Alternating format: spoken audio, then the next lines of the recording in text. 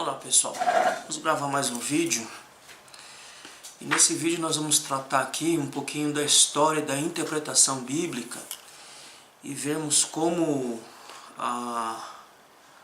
essa questão da interpretação bíblica ela era encarada a partir do século II até o século IV.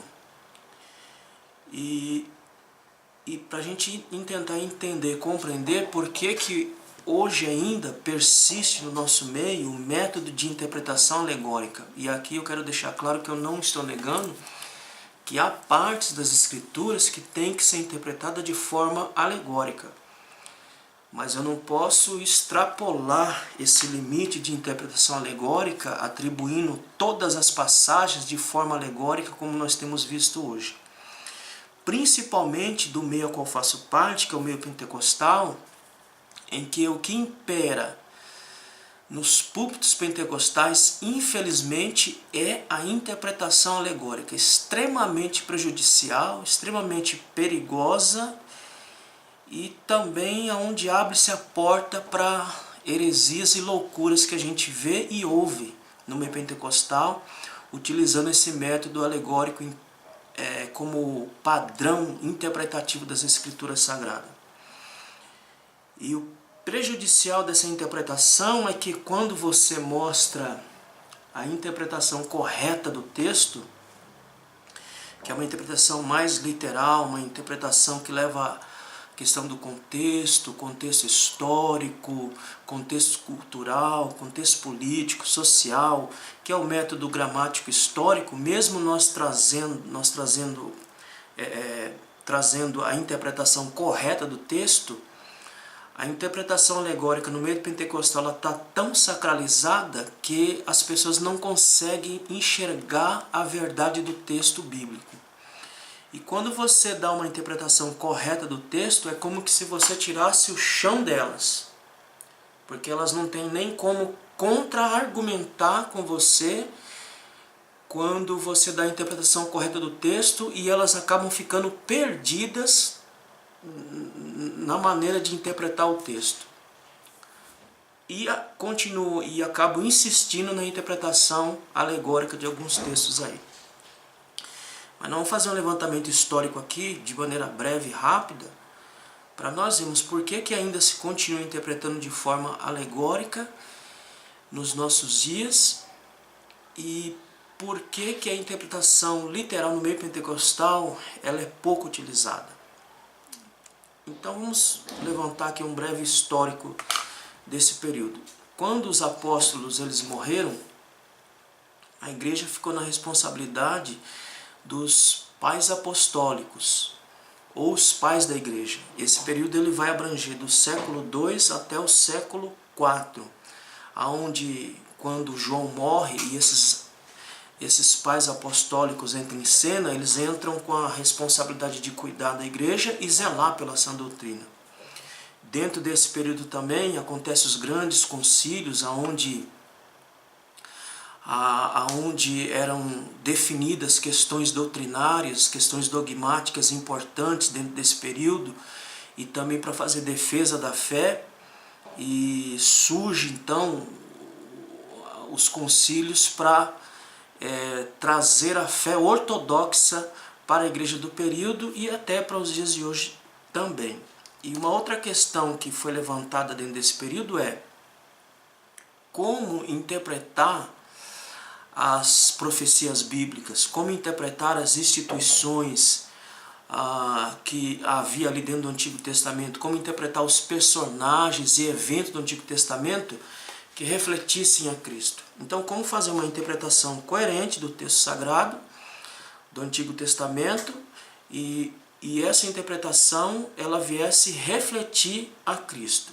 Então, basicamente, a história da interpretação ela começa com esses elementos. Então, os pais apostólicos assumindo a direção da igreja, cuidando não só da igreja, mas como da questão doutrinária, o surgimento dos grandes concílios, onde vão se debater questões dogmáticas aí importantes para a igreja, definir a fé ortodoxa da igreja, que até hoje nós temos como padrão alguns desses concílios, E o outro ponto, como interpretar as profecias bíblicas, as instituições, os personagens dentro do Antigo Testamento que refletissem a Cristo. Então, para ajudar a entender essas questões interpretativas que nós estamos colocando aqui, surge então nesse período duas grandes escolas de interpretação. A primeira chamada a escola alexandrina e a segunda chamada a escola antioquena. A escola antioquena ela surge como um contraponto em relação à escola alexandrina, que trabalhava com a interpretação alegórica e a escola antioquena a interpretação literal. E essas questões que foram surgidas lá atrás, desses debates trinitarianos, cristológicos, que se arrastam aos dias de hoje, então essas escolas surgem para tentar entender, compreender, interpretar o texto para chegar a uma interpretação coerente. Então surge aí duas escolas, a alexandrina e a antioquena. Vamos ver primeiramente a escola alexandrina. E o que a gente precisa ter em mente aqui? Tanto a escola alexandrina quanto a antioquena, ela surge com uma proposta de defender a fé cristã. Ainda que cada uma siga o seu caminho, mas a proposta é defender a fé cristã. Então vamos começar pela escola alexandrina. Então um ponto que precisa ser destacado aqui é que a escola alexandrina surge com a proposta de desenvolver um sistema de interpretação teológico a partir da filosofia. Então a interpretação de Alexandria, que é uma interpretação alegórica, e para estipular este método, ela tem como base a filosofia, e basicamente dois representantes da filosofia antiga. A cidade de Alexandria, onde foi fundada essa escola, que no Egito era uma cidade ali onde era um polo cultural muito forte e um polo intelectual muito forte. Então é ali nesse ambiente que nasce a escola de interpretação alexandrina. Então o que vai acontecer?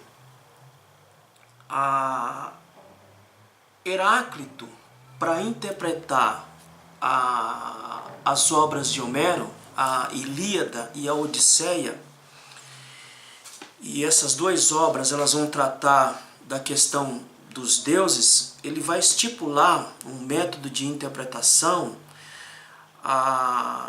que ele vai nominar de hiponoia.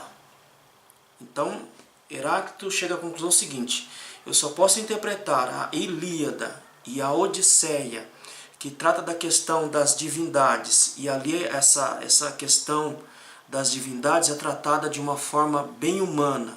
Então, as divindades ali na Ilíada e Odisseia, essas divindades elas eram acusadas de imoralidade, eram acusadas de traição, de imorais, vingativos e mentirosos, e praticando toda sorte de pecado.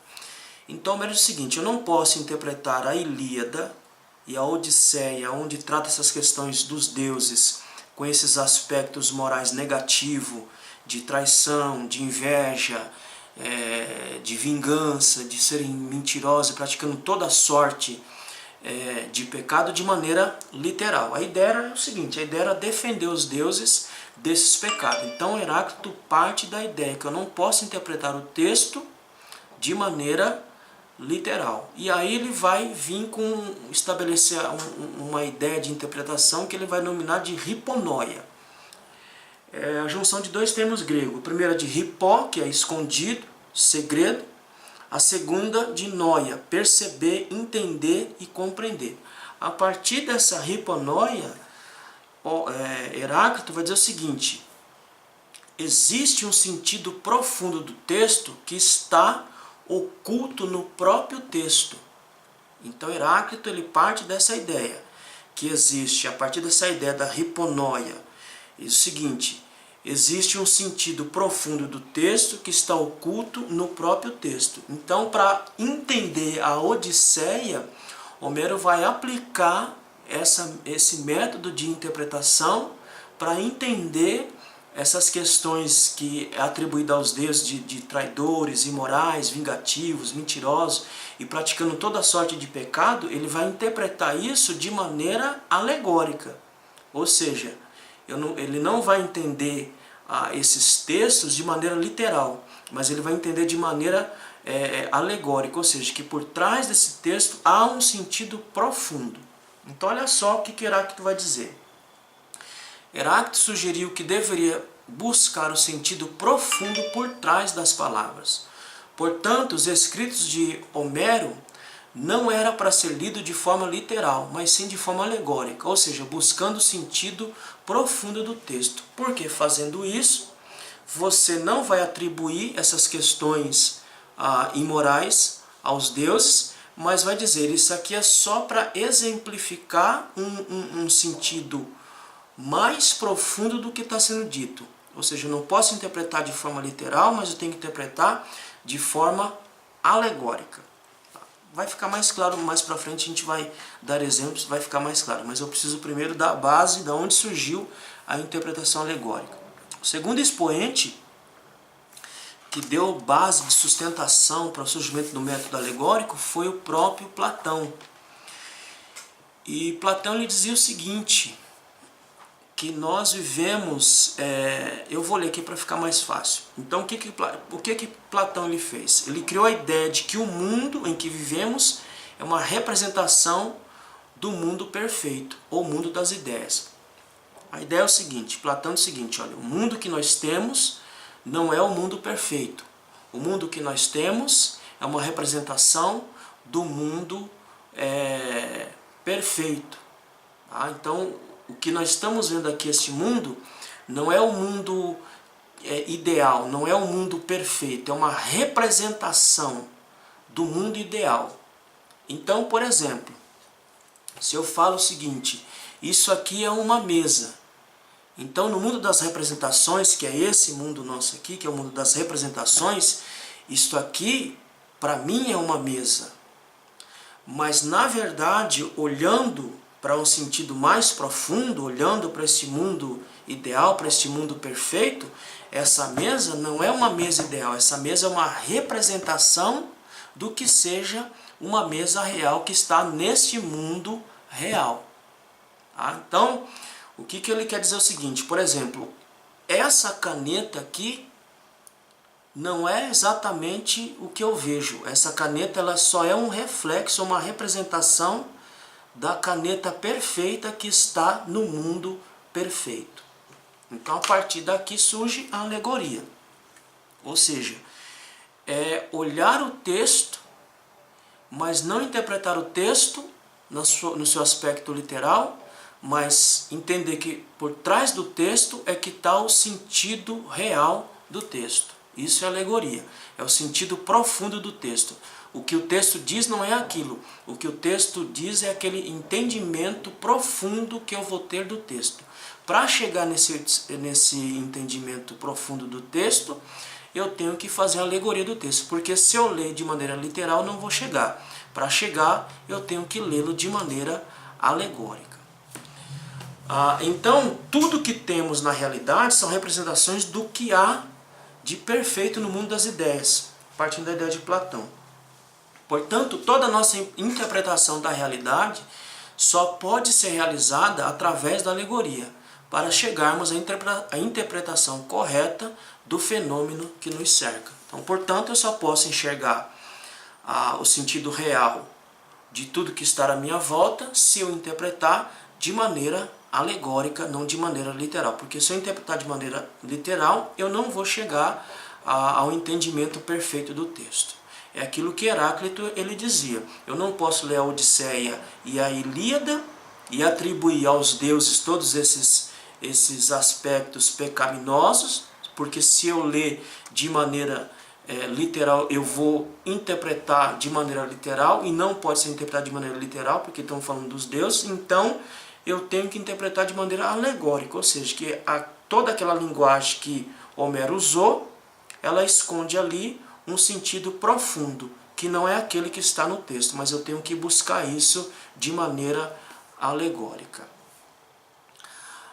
Portanto, para Heráclito e Platão, a verdade se encontra oculta, e que para acessá-la temos que fazer uma interpretação alegórica para chegarmos até ela. Então, para Platão e Heráclito, eu só chego na verdade quando eu faço uma interpretação alegórica do texto. Se eu fizer uma interpretação literal, eu não vou chegar nessa verdade que está ali no texto. Filo de Alexandria foi influenciado pesadamente por essas ideias. Em sua tentativa de conciliar o ensino de Moisés e as Escrituras, o levaram a interpretar a Escritura utilizando a alegorese. Então, Filo de Alexandria, ele também foi influenciado pesadamente para conciliar o ensino de Moisés e as Escrituras com a filosofia. Ele fez uma interpretação alegórica do texto. Tá? Então vamos ver aqui como é que Filo ele interpretava, por exemplo, Gênesis capítulo 2, versículo 8 a 14, onde fala a criação do Éden. Olha como é que Filo interpretava esse texto aqui. O rio Gion, que está lá no versículo 13 do capítulo 2, significa coragem, e circunda a terra de Cuxê. Então, o rio Gion significa coragem. O rio Cuxê, que circunda a terra, ou seja, o rio Cuxê, aliás, o rio Gion significa coragem, que circunda a terra de Cuxê. A terra de Cuxê, por sua vez, significa humilhação. Portanto, o sentido alegórico é que a coragem dá demonstração de bravura diante da covardia. Então, olha a interpretação que Filo está fazendo de Gênesis 2,13. Não é tratado de forma literal, mas alegórica. Então, ele diz que o rio Gion significa coragem, a terra de Cuxê, que significa humilhação, e o sentido desse texto é que a coragem dá demonstração de bravura diante da covardia. Versículo 14. O rio Tigre significa temperança, pois como um tigre resiste resolutamente ao desejo. Tá? O rio Eufrates também, que está no verso 14, não se refere ao rio. Tá? Então vamos lá. Rio Tigre significa temperança. O rio Eufrates não é um rio literal. Então, qual é o sentido alegórico desses dois rios aqui? Para Filo, o sentido é de justiça. Então, veja que perdeu-se todo o sentido literal aqui do texto. Agora, no capítulo 2, ainda no versículo 11, olha o que ele diz. O rio Pison significa mudança na boca. O Ávila, tagarelar. E, portanto, Filo interpreta tanto esse rio, o rio Pison, como o rio Avilar, ele interpreta de maneira alegórica, dizendo o seguinte, que significa a insensatez. Então, a interpretação alegórica da passagem é que a insensatez é destruída pela mudança na boca, que é o falar com prudência. Então, veja a interpretação alegórica que Filo faz de Gênesis capítulo 2, do verso 8 ao verso 14. Então, só para a gente relembrar aqui, o rio Gion significa coragem para Filo, a terra de Cuxê significa humilhação. Portanto, a interpretação tanto do rio Gion quanto a terra de Cuxê significa demonstração de bravura diante da covardia. O rio Tigre, que a gente viu, significa temperança. O rio Eufrates, que não é um rio literal, o sentido alegórico é justiça. Já no versículo 11, lá que ele fala do rio Pison e Ávila, ambos os dois aí o significado alegórico é insensatez. E aí ele conclui, dando a interpretação alegórica que a passagem significa a insensatez é destruída pela mudança na boca, que é o falar com prudência. Então veja que Filo ele segue de perto a interpretação alegórica. Tá? Então você vê que o texto ele perde todo o seu sentido aí quando você passa a entender o texto de maneira alegórica. Avançando um pouco mais, a gente já viu como é que é interpretado. Quando que surge então essa escola de Alexandria? Ela vai surgir com Barnabé né? Quando o evangelho alcança a região de Alexandria, cidade que ficava no Egito, então Barnabé ele vai fundar essa escola catequética ali na cidade de Alexandria para fazer catequese. E também possivelmente esse Barnabé é o escritor da epístola ao Barnabé, a carta de Barnabé, tá? E Barnabé ele tem uma influência pesada também do método alegórico, ou seja, ele usa o método alegórico para interpretar o Antigo Testamento. Então vamos ver como que Barnabé ele interpreta a passagem de Gênesis capítulo 14, versículo 14. Olha só a interpretação que Barnabé dá para o texto de Gênesis capítulo 14, verso 14. E ele vai dizer aqui em cima desse texto que essa passagem, onde é mencionado os 300 homens de Abraão, ele diz que Abraão sabia o nome de Jesus e até que Cristo iria morrer crucificado. Olha só, olha a distância de tempo que nós estamos aí. Então Barnabé está dizendo o seguinte, aqui interpretando Gênesis capítulo 14 e versículo 15, ele diz que aqui Abraão já sabia o nome de Jesus e até que ele morreria crucificado. Vamos ver como é que ele interpreta essa passagem aqui. Diz assim, olha, Abraão circuncidou 318 homens da sua casa. Ouvindo Abraão que seu sobrinho estava preso, fez sair 318 homens dos mais capazes, nascidos em sua casa, e os perseguiu até Dan. Está lá em Gênesis capítulo 14 e verso 14. Agora vamos ver como é que Filho interpreta isso daqui. Olha só. Deus disse, primeiro, 18 e depois... Então ele diz aqui, ele disse primeiro 18 e depois do intervalo 300. No número 18, o número 10 equivale ao iota do alfabeto grego. Então, olha só, no 18, o número equivale a 10, então o número 18 equivale a 10, que é a letrinha iota do alfabeto grego. O 8 do alfabeto grego também, que é a palavra eta, que significa, no alfabeto grego, ela significa o número 8. E aí ele vai dizer, aqui tu tens Jesus. Então ele pega o número 10, que é o iota, aí ele pega o H, que é o eta, e ele diz aqui que esse iota e esse eta significa Jesus. Os 300, ele diz que equivale à letra grega tal. Ora, a letra tal, para me mostrar para vocês aqui, é o T. Então olha a mente inventiva de Barnabé, que é esse aí, o tal, que é o T. Nesse T aí, ele diz que há a cruz de Cristo. Portanto, interpretando de maneira alegórica essa passagem, Barnabé diz que Abraão já sabia algo acerca de Cristo. Já sabia o nome de Jesus e já sabia que Cristo morreria crucificado. Ora, aí você perceba o prejuízo que nós temos quando nós interpretamos a Bíblia de maneira alegórica.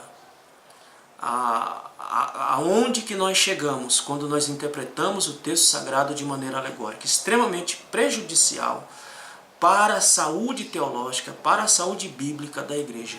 Um texto que é para ser interpretado de maneira literal, aplica-se a interpretação alegórica e o texto perde totalmente o seu sentido. Principais representantes da escola de Alexandria. Primeiro, Clemente de Alexandria, que assume a escola, no ano 180, ele usa o método alegórico para harmonizar tanto o Antigo quanto o Novo Testamento. Então Clemente de Alexandria também vai usar esse método para fazer uma harmonização entre Antigo e Novo. Para ele, Deus usava o método alegórico para revelar suas verdades aos espirituais e ocultá-las dos incrédulos. Então veja que já dentro do método alegórico já é essa espiritualização, né? Ou seja, os iniciados conseguem interpretar, os não iniciados não conseguem interpretar. Vejamos como Clemente interpreta, por exemplo, a passagem do filho pródigo, Lucas 16. Como que em cada ponto do texto ele vai achar um significado. Por exemplo, o manto, ele diz que significa imortalidade. O anel significa consagração. As sandálias significa os pés lavados no sangue do Cordeiro, que podem calçar para a jornada celestial. Então olha como é que Clemente interpreta esse texto aqui. O manto significa, estou falando do filho pródigo, capítulo 16. O manto significa imortalidade. O anel significa consagração. E as sandálias é a remissão do Cristo e aquilo que habilita o cidadão a caminhar na jornada celestial. Então veja aonde nós chegamos com a interpretação alegórica. O texto fica totalmente desfigurado quando interpretamos de maneira alegórica. Então, pessoal, eu vou encerrar esse vídeo por aqui para ele não ficar muito longo, não se estender muito. E vou gravar um outro vídeo aí em sequência para nós falarmos de mais um personagem da escola de Alexandria, que é Orígenes, um dos mais importantes dentro dessa escola. E aí então falarmos da escola de Antioquia e encerrarmos esses vídeos onde eu vou dar o meu parecer sobre a atual situação que nós nos encontramos hoje quando se fala de interpretação bíblica, que infelizmente é tratado de maneira alegórica. Eu fico impressionado como que as pessoas estão cegas por esse método de interpretação, não conseguem enxergar a literalidade do texto, não enxergando a literalidade do texto, não conseguem interpretar o texto de maneira correta, sempre colocando alegoria em todos os textos. O púlpito dos pentecostais, infelizmente, é de uma pobreza enorme. O que nós mais vemos são interpretações alegóricas, sem fundamentação teológica, sem fundamentação bíblica, trazendo para o povo uma pobreza bíblica, uma pobreza teológica e por consequência, uma pobreza espiritual muito grande. Se nós estamos hoje com problemas espirituais, parte dessa pobreza se deve às interpretações alegóricas que é destilada nos púlpitos das nossas igrejas, tá bom? Então, eu vou gravar o segundo vídeo e concluir essa parte de interpretação bíblica, tá bom? Que Deus abençoe e até o próximo vídeo.